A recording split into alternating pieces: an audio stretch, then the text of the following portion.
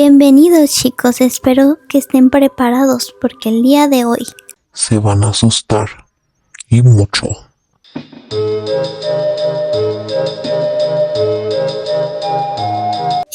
Como siempre, prepárense con una comida, unos tostilocos, un elote preparado. Yo traigo un café. Porque esta noche no creo poder dormir. Si notan que el fondo está diferente es porque estoy cambiando unas cosas del fondo, que espero que les gusten. Hasta ahorita nada más va a estar ahí mi gato. Toyi. Psst. No me hace caso. Y puse este peluche para que no se viera tan solo. Así que sí. Comencemos con las historias. Esta historia se titula La planchada. Durante la madrugada, los hospitales parecen convertirse en lugares totalmente distintos. Los pasillos quedan casi vacíos. Las luces blancas parpadean y solamente se escucha el sonido distante de alguna camilla. Es durante esas horas que los pacientes aseguran haber tenido una visita de una enfermera extraña. Lleva un uniforme blanco antiguo, completamente limpio, almidonado y sin ni una sola arruga. Su cabello está perfectamente recogido y su rostro parece tranquilo, pero extrañamente pálido. Acomoda las cobijas y te entrega el medicamento con una amabilidad poco común. No se preocupe, le dice a los enfermos. Todo estará bien. Algunas personas cuentan que la enfermera se quedó toda la noche con ellos. Otros dicen que apareció justo cuando necesitaban ayuda y nadie respondía a sus llamados.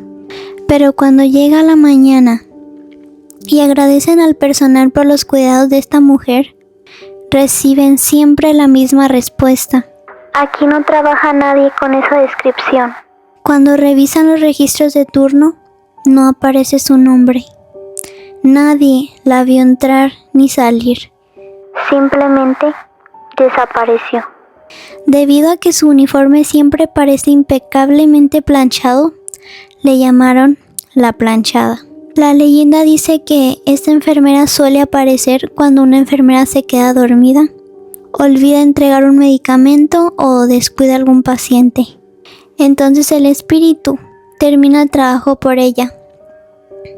O en otros casos dicen que los ha despertado para que terminen su trabajo. La versión más popular sitúa el origen de la leyenda en el Hospital Juárez de la Ciudad de México.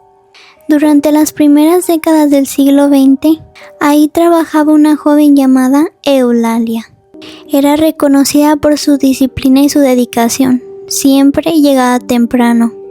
Llegaba siempre puntual, trataba con respeto a los enfermos y siempre llevaba su uniforme perfectamente limpio, planchado y almidonado. Los médicos confiaban en ella y los pacientes siempre se sentían seguros cuando estaba ella. Un día llegó al hospital un médico joven. Algunas versiones dicen que había sido trasladado de otro lugar, otras que era un médico recién incorporado. Eulalia comenzó a convivir mucho con él y terminó enamorándose. El médico parecía corresponderle. Le hablaba de matrimonio, de una vida juntos y aseguraba que cuando estará preparado comenzar una familia. Sin embargo, un día anunció que debía viajar por un tiempo. Eulalia esperó su regreso durante semanas. Pero él nunca volvió. Sin embargo, descubrió que él ya tenía otra relación en otro país y había viajado para casarse con ella. La noticia la destruyó. La enfermera amable y responsable empezó a cambiar.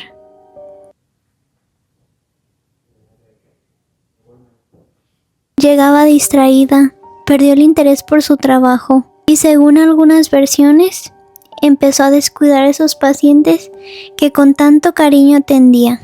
Poco después, enfermó gravemente. Algunos relatos dicen que murió de tristeza. otros que contrajo una enfermedad dentro del hospital.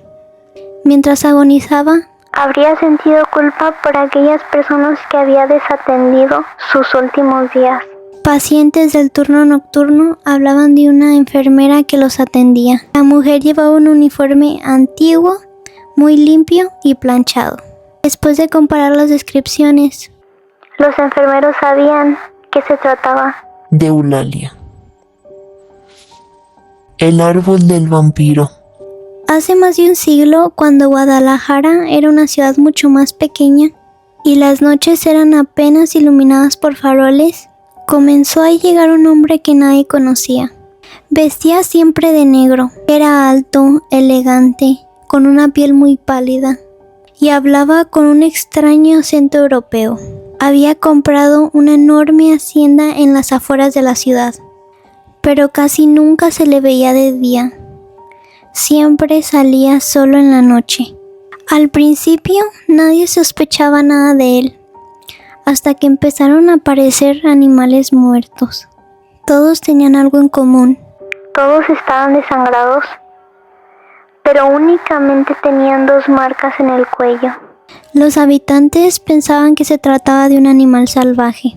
Sin embargo, las muertes continuaron. Una mañana, un hombre apareció en las mismas condiciones, luego otro y otro más. Nadie se atrevía a salir después del anochecer. Las calles quedaban vacías y las puertas se mantenían cerradas hasta el amanecer. El miedo se apoderó de Guadalajara. Los rumores comenzaron a extenderse. No es un asesino. Es un vampiro. Los habitantes recordaron al misterioso extranjero que caminaba solo por la noche, así que organizaron una cacería. Durante varias noches recorrieron los caminos con antorchas, armas, estacas de madera y cruces, esperando encontrar un responsable. Hasta que una madrugada escucharon un grito. Corrieron hacia el lugar y encontraron al extranjero inclinado sobre una joven, con la boca pegada a su cuello. Al verse descubierto, escapó en la oscuridad. La persecución atravesó calles, jardines, hasta llegar al antiguo Panteón de Belén. Ahí quedó rodeado. El hombre mostró sus largos colmillos, que hizo retroceder hasta el más valiente. Pero uno de ellos reunió el suficiente valor, corrió hacia él y le clavó una estaca de madera justo en el corazón. El vampiro gritó tan fuerte que, según esto, se escuchó en toda la ciudad. Antes de morir, lanzó su última advertencia. Volveré, y ninguno de ustedes escapará de mi venganza. Para asegurarse de que nunca regresara, los habitantes lo enterraron en el Panteón de Belén. Pensaron que todo había terminado, pero semanas después ocurrió algo imposible. Del centro de la tumba comenzó a brotar una pequeña rama. Al principio nadie le dio importancia. Sin embargo, la rama siguió creciendo. Con el paso de los meses, la rama se convirtió en un tronco grueso que rompió la tumba desde adentro. Los años pasaron. Aquel árbol continuó creciendo hasta convertirse en un enorme camichín, cuyas raíces abrazaban la tumba de aquel supuesto vampiro. Desde entonces nació una nueva leyenda. Dicen que el árbol no creció de una simple semilla, sino de la estaca que enterraron en el corazón del vampiro. Los cuidadores del panteón dicen que nadie se atreve a cortarlo, porque existe una antigua creencia. El día que el árbol sea derribado o haya muerto por completo, la estaca dejará de mantener preso al vampiro. Y este despertará para terminar la promesa de venganza que alguna vez dijo. Este árbol sí existe. Aquí les voy a estar poniendo imágenes. Algunas personas que han ido al Panteón de Belén dicen que se han escuchado sonidos provenientes de adentro del tronco, como pequeños golpes. La isla de las muñecas.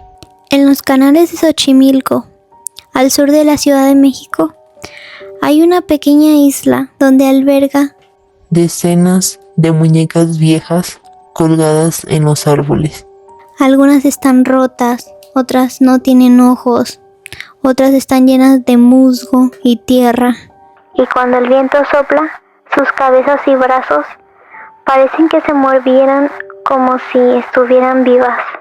Quienes han visitado este lugar aseguran que es de los lugares más aterradores de México. Todo comenzó hace varias décadas. Un hombre llamado Don Julián Santana Barrera decidió abandonar la ciudad para irse a vivir en una pequeña chinampa rodeado por los canales de Xochimilco. Buscaba tranquilidad, pero según cuentan, poco después de llegar, Ocurrió una tragedia. Una niña apareció ahogada cerca de su terreno. Don Julián intentó salvarla, pero ya era demasiado tarde. Días después, encontró una muñeca flotando sobre el agua. Convencido de que permanecía la niña, decidió colgarla en un árbol como una forma de honrar su memoria y calmar su espíritu. Fue mi gato. Como una forma de honrar su memoria y calmar su espíritu. Sin embargo, después de aquel día, empezó a escuchar cosas extrañas. Pasos durante la noche, susurros entre los árboles, y según él, La voz de una niña que le pedía más muñecas. aterrorizado, don Julián comenzó a recoger cualquier muñeca que se encontrara. Algunas flotaban en los canales, otras eran regaladas por visitantes, y muchas las intercambiaba por frutas y verduras con las personas de la zona. Una por una, las colgó en los árboles de toda la isla. Con el paso de los años ya no eran 100 ni 10. Eran cientos de muñecas observando cada rincón. Algunas sin cabeza, otras sin brazos. Con el paso del tiempo, las lluvias, el sol y la humedad, Sus caras empezaron a deformarse. dándoles un aspecto más perturbador. Los vecinos empezaron a decir que la isla estaba embrujada. Muchos visitantes aseguraban escuchar risas infantiles cuando no había nadie cerca. Otros afirmaban que las muñecas los seguían con la mirada. Incluso hay gente que juraba que las muñecas movían la cabeza y los ojos cuando el lugar estaba en completamente silencio. Pero la historia dio un giro mucho más inquietante. En el año 2001, don Julián le contó a su familia que la niña lo llamaba desde el agua. Y que pronto él también estaría con ella. Poco después, Fue encontrado sin vida.